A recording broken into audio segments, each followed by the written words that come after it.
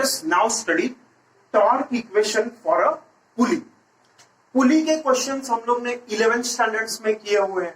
पुली रहेगा, दोनों साइड में स्ट्रिंग्स रहेंगे, we have masses attached and we need to find acceleration and tension in the string. तो इस बार हम लोग पुली में टॉर्क का इक्वेशन कैसे लिखना है वो हम लोग पढ़ेंगे. तो सपोज दिस इज अ पुली. अब देखो पुली मैंने ऐसा गोल दिखाया बट एक्चुअली पुली ऐसा शेप का रहेगा.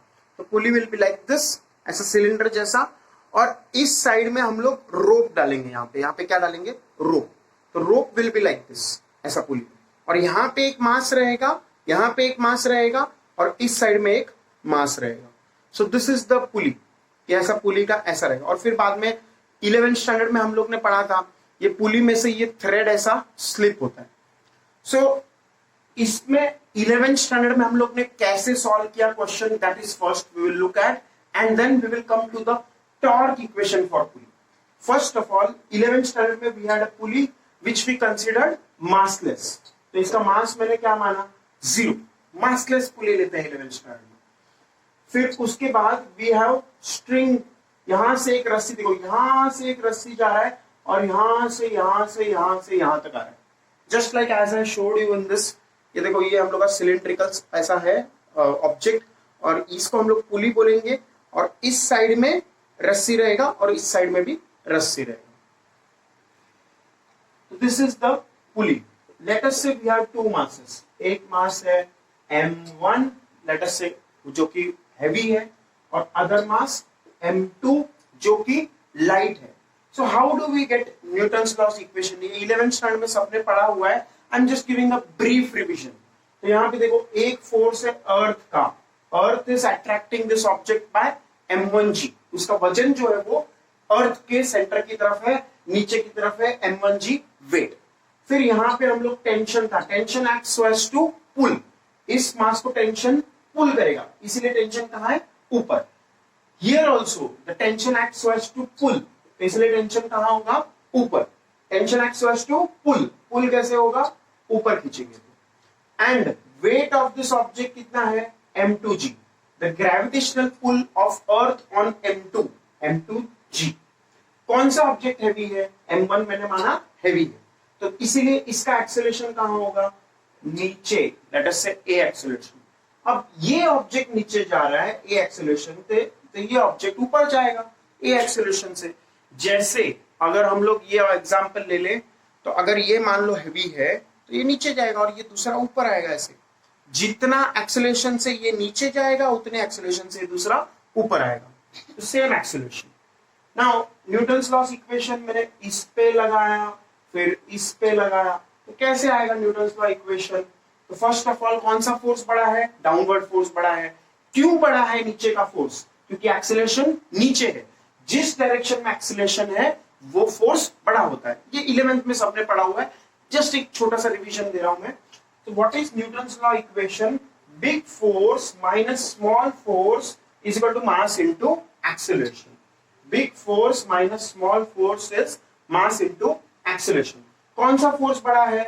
Because ये acceleration नीचे है तो नीचे का फोर्स बड़ा होगा. तो नीचे का फोर्स कौन सा है? M1G. छोटा फोर्स कौन सा होगा फिर? अगर ये बड़ा है तो वो छोटा होगा. तो my small force is tension, which is किस बॉडी के लिए मैंने डायग्राम बनाया? ये M1 बॉडी के लिए डायग्राम बनाया, इसलिए M1 into A acceleration. So this is our Newton's law equation for mass M1. अब उसके बाद Newton's law equation for mass M2. ये M2 मास कहां जा रहा है? ऊपर. अगर इसका एक्सेलरेशन ऊपर है, अगर ये ऊपर जा रहा है तो कौन सा फोर्स बड़ा होगा? ऑफ कोर्स ऊपर वाला फोर्स बड़ा होगा. जिस डायरेक्शन का फोर्स बड़ा है उस डायरेक्शन में बॉडी जाएगा. ये ऊपर जा रहा है मतलब ऊपर वाला फोर्स बड़ा है. तो again big force minus small force is equal to mass into acceleration.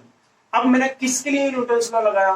For M2 mass. तो बिग फोर्स कौन सा है? टेंशन, क्योंकि ऊपर जा रहा है तो इसलिए ऊपर वाला फोर्स बड़ा है. तो टेंशन माइनस M2G. अगर टेंशन बड़ा है तो दूसरा फोर्स छोटा है M2G. तो this is equal to M2 into A. अब ये हम लोग का मिल गया दूसरा इक्वेशन. इसको बोला इक्वेशन नंबर 1, इसको बोला इक्वेशन नंबर 2. दोनों को हम लोग ने ऐड किया we add the two equations. When we add the two equations, this minus t and plus t, they cancel off. And we get m1g minus m2g is equal to m1 plus m2 into a. Hence, acceleration का value कितना आएगा? Acceleration is m1g minus m2g upon m1 plus m2. This is the value of acceleration. तो ऐसा हमने 11th standard में किया था, और ऑफ कोर्स ये पुली इधर टंगा हुआ है कहीं तो we are giving a support as well. Okay, तो दिस इज न्यूटन्स का इक्वेशन 11th स्टैंडर्ड में जो हम लोग ने पढ़ा. अब हम लोग यहाँ पे टॉर्क इन्वॉल्व करना चाह रहे हैं. We are seeing torque equation for pulley. अब टॉर्क कहां से? देखो यहाँ तो हमें टॉर्क वर्क का जरूरत ही नहीं पड़ा. क्यों जरूरत नहीं पड़ा? क्योंकि पुली घूम नहीं रहा था. There was no rotational motion of the pulley. Pulley का रोटेशनल मोशन नहीं हुआ. Pulley was not rotating. Rotate नहीं हो रहा. देखो जब ये मास ऊपर नीचे जा रहा है, क्या पुली घूम रहा है? नहीं. अब हम लोग नया सिचुएशन लेंगे, रोटेशनल मोशन का सिचुएशन, जिसमें ये पुली घूमेगा और पुली घूमने की वजह से मासेस ऊपर नीचे जाएंगे. देखो पुली घूमेगा, पुली घूम रहा है, रोटेशनल मोशन ऑफ पुली हो रहा है, तो मासेस ऊपर नीचे जा रहे हैं.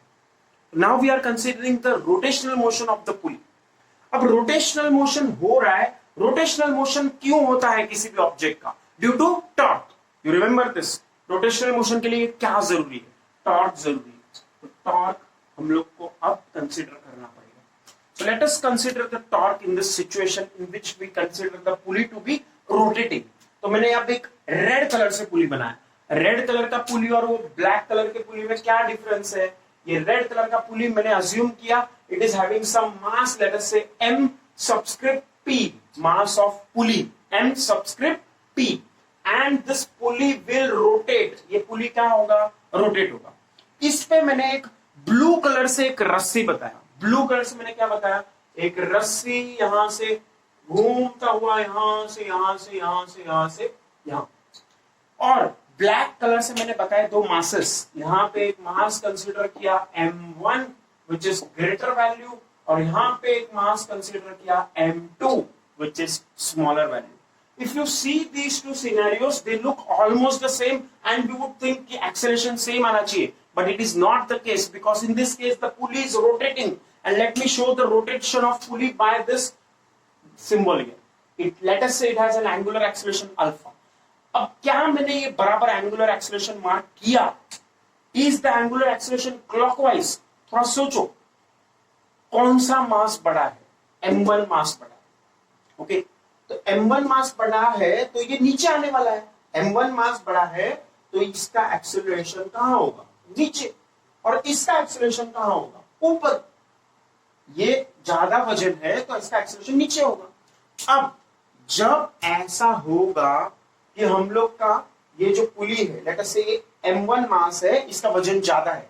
ओके, तो m1 मास है, इसका वजन ज्यादा है, तो अगर ये नीचे आएगा और पुली रोटेट हो रहा है, पुली के रोटेशन के कारण ये नीचे आ रहा है. देखो इधर देखो, ये जो m1 मास है, दिस इज लेट अस से m1 मास. ये कौन सा मास है? m1 which is the heavy mass. अगर तुम्हें हेवी मास लगाना है, let me show the heavy mass. ये देखो यहाँ पे हम लोग लगा देते हैं इसको. ये हेवी मास को हम लोग यहाँ पे ज्वाइन कर लेते हैं. Okay, so now this is the diagram which I am trying to make you understand. The left mass is heavier. So let me show you. तुम्हारे हिसाब से ये कौन सा है? लेफ्ट मास. लेफ्ट मास कैसा है? हेवी. राइट मास कैसा है? लाइट.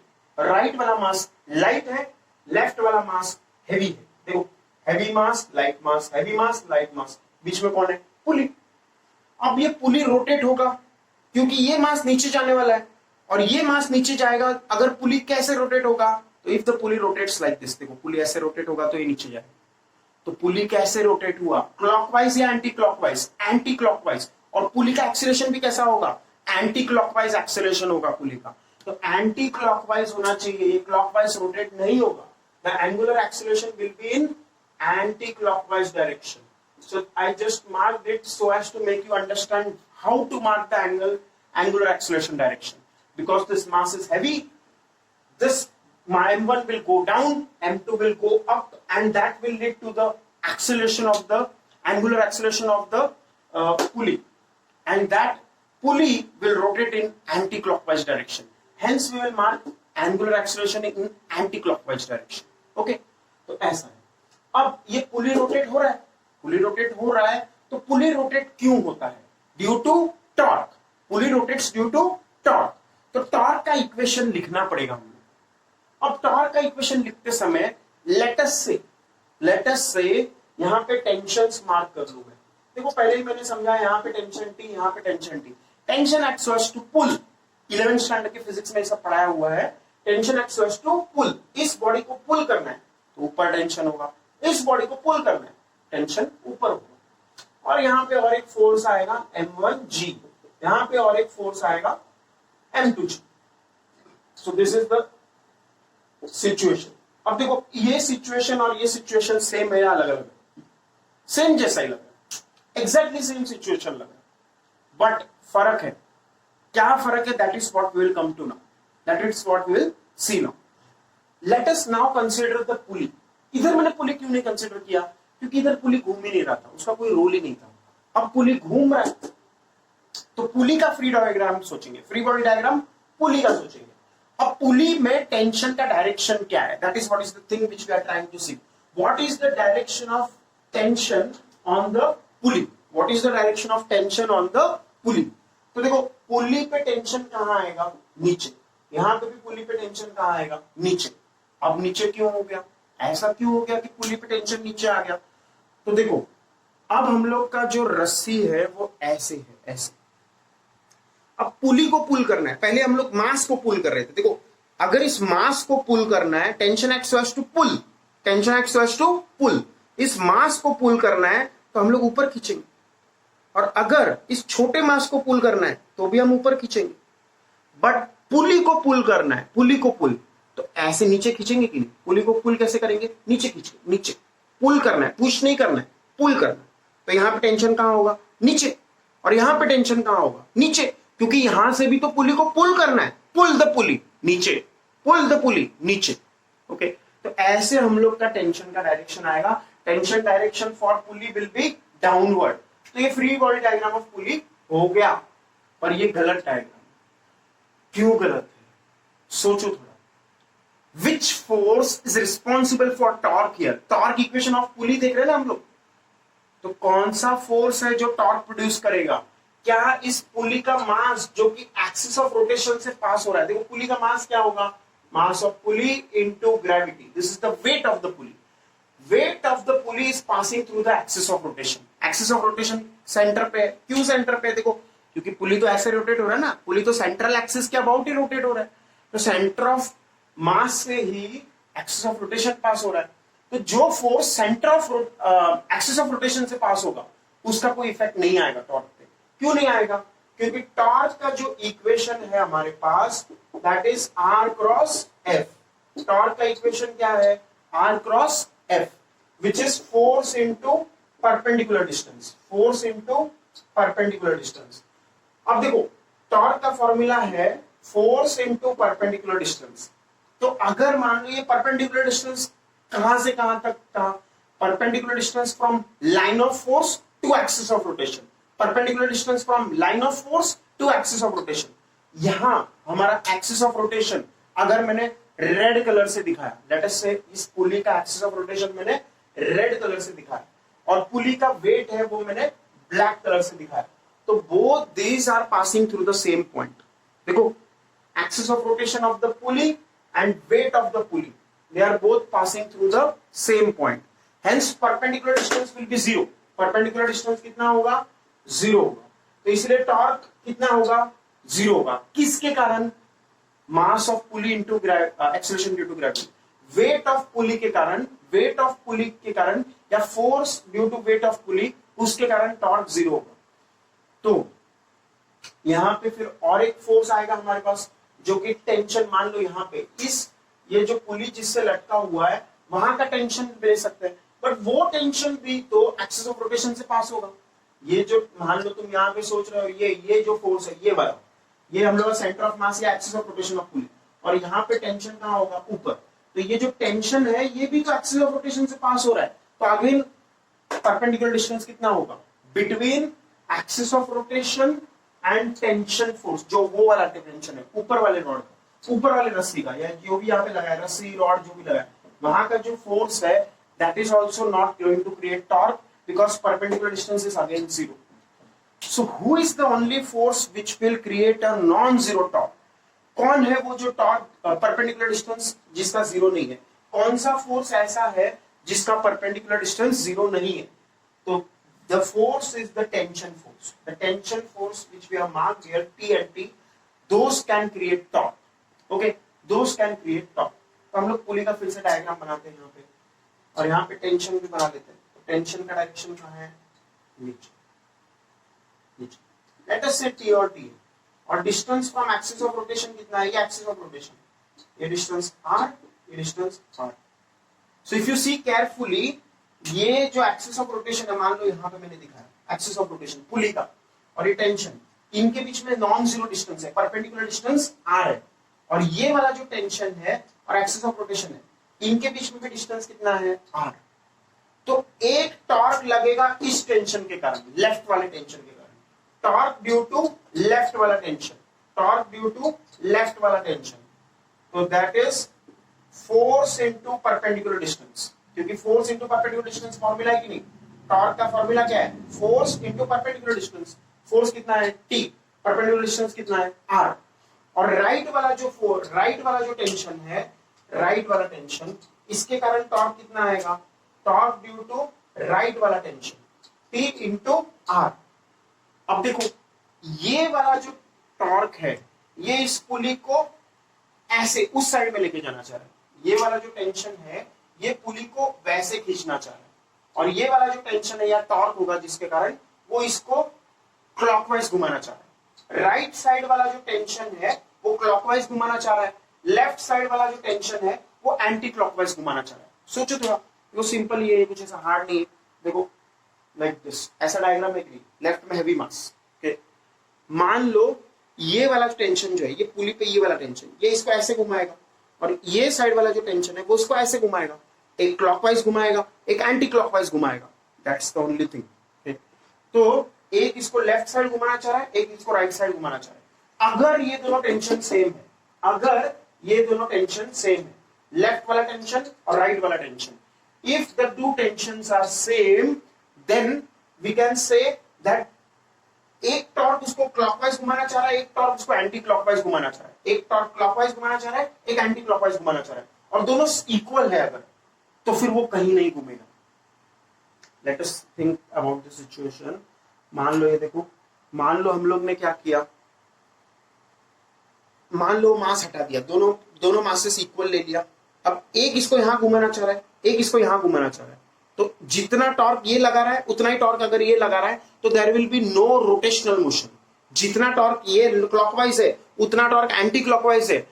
जितना ये वाला टॉर्क उसको क्लॉकवाइज घुमाना चाह रहा है, जितना ये वाला टॉर्क उसको एंटी क्लॉकवाइज घुमाना चाह रहा है, तो अगर दोनों इक्वल हो गया तो there will be no rotational motion.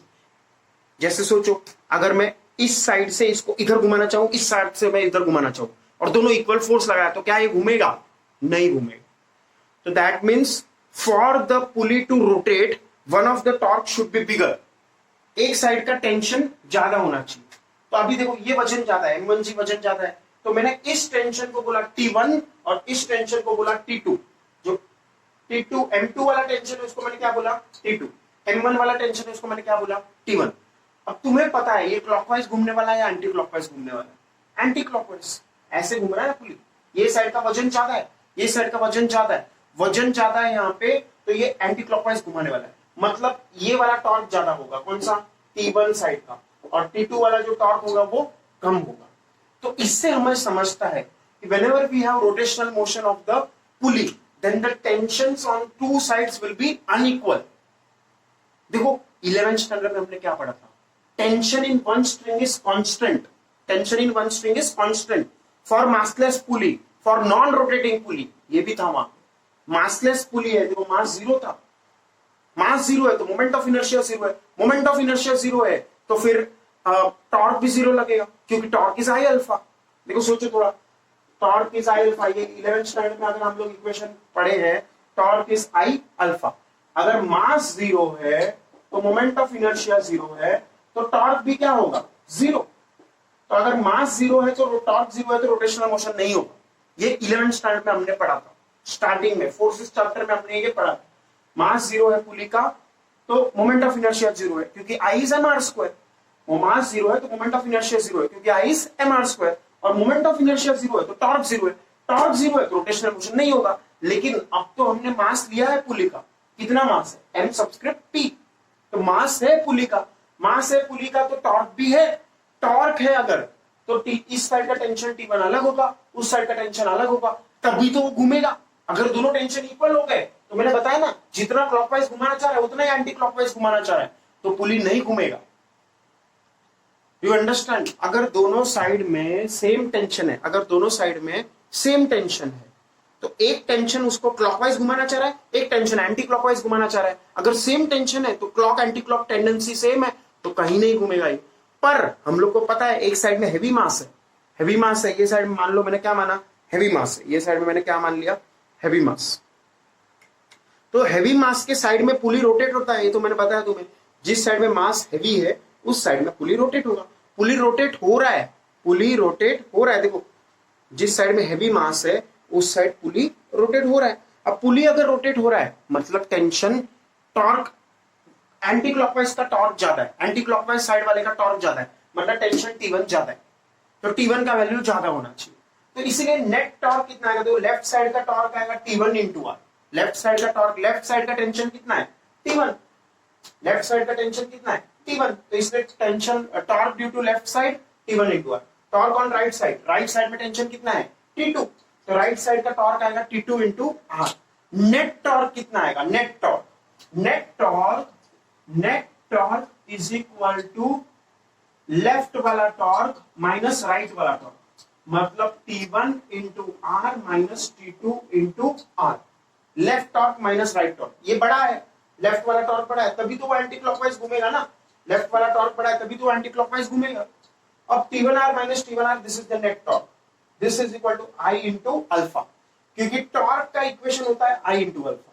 Torque का इक्वेशन होता है आई इंटू अल्फा, और आई किसका, I is moment of inertia of the pulley, and alpha किसका, angular acceleration of the pulley. तो ये हमारा इक्वेशन आ गया। This is the new equation which we are trying to find. ये हमारा नया इक्वेशन, जो हम लोग का टॉर्क ऑन पुली का इक्वेशन है, यही वाला इक्वेशन है, T1R minus T2R is equal to I alpha. बाकी अगर हम लोग मान लो न्यूटन्स लॉ का इक्वेशन लिखना चाहिए, मान लो ये यहां पे मैंने मान लिया, suppose this pulley has mass mp, कितना मास है mp, और रोटेशनल मोशन हो रहा है और m1 का मास बड़ा है, तो एंगुलर एक्सेलरेशन क्या होगा, अल्फा।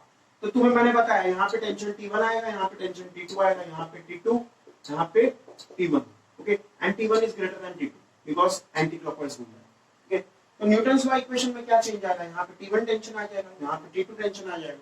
अब ऐड करेंगे तो दोनों कैंसिल नहीं होगा इस बार, okay, this will not cancel. एक इक्वेशन ये रहेगा हमारे पास और एक इक्वेशन ये रहेगा, इक्वेशन नंबर 1, इक्वेशन नंबर 2, और इक्वेशन नंबर 3 ये आ गया।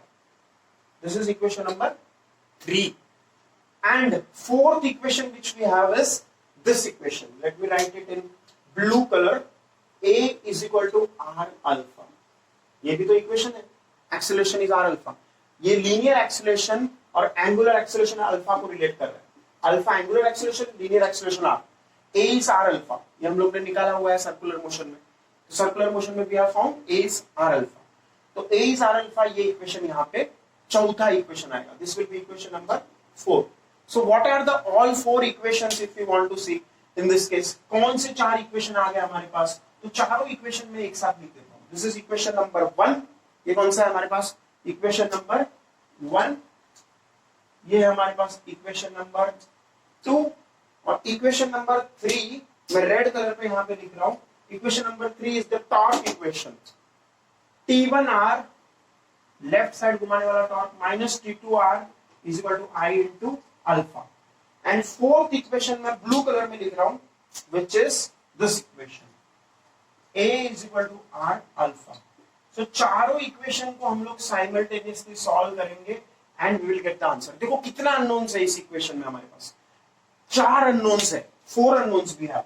T1 is one unknown, T2 is one unknown, acceleration is one unknown, alpha is one unknown. चार अननोन है कि नहीं? T1, T2, A and alpha, चार अननोन है. इस इक्वेशन में हमारे पास इस सिस्टम में, in this system late us से M1 और M2 पता है. M1 का मास कुछ तो है 2 kg, M1 का मास मान लो है 1 kg.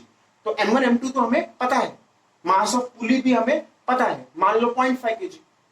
तो what are we interested in? We are interested in finding tensions.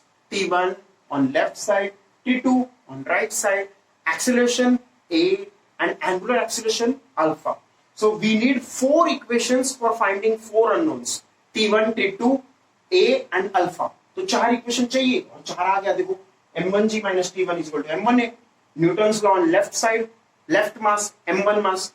Newton's law on right side, m2 mass. T2 minus m2g is equal to m2a. Third equation, torque equation, T1r minus T2r is equal to I alpha. ये T1r कैसे आया?